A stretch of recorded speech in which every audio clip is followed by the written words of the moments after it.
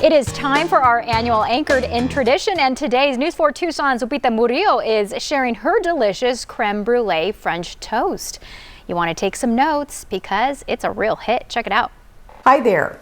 Can you believe that the holidays are upon us? I mean, Thanksgiving is less than a week away.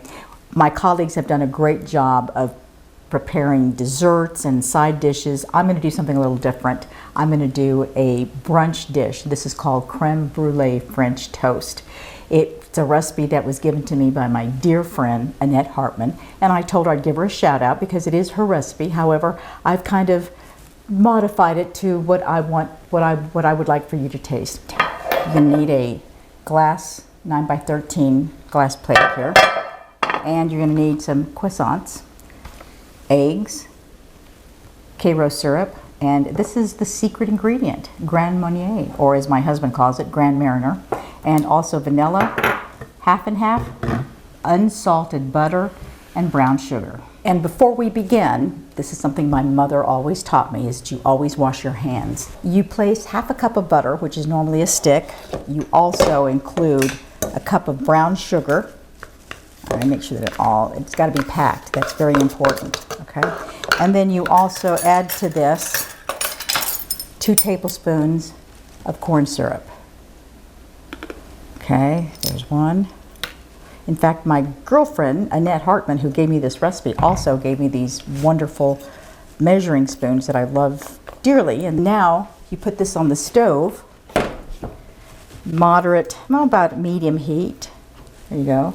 And just kind of keep an eye on this, but make sure that that the butter's completely melted. Also, while I'm here, this is when you preheat your oven to 350. So the next step is you pour the mixture, the brown sugar and the butter and the Karo syrup, you pour that into this pan. You spread it out evenly. So now you tear up little portions of the croissant and you just place it on the pan. In a mixing bowl, you put 5 eggs. You also add 1½ cup of half and half. Then you add a teaspoon of vanilla. And last but not least, you add a teaspoon of Grand Marnier, or Grand Marnier, as my husband calls it. And if it goes a little bit, well, okay, fine. So you put everything in this mixing bowl. It also calls for a 1/4 teaspoon of salt. I'm not a big salt user, so I don't put it into mine, but you can, and I guess it's your own preference. Then you whisk everything together here. Then you pour the mixture over the croissants. At this point, you can just seal it with plastic wrap and stick it in the refrigerator, and you can bake it the next day. Here we go. And then you just wait.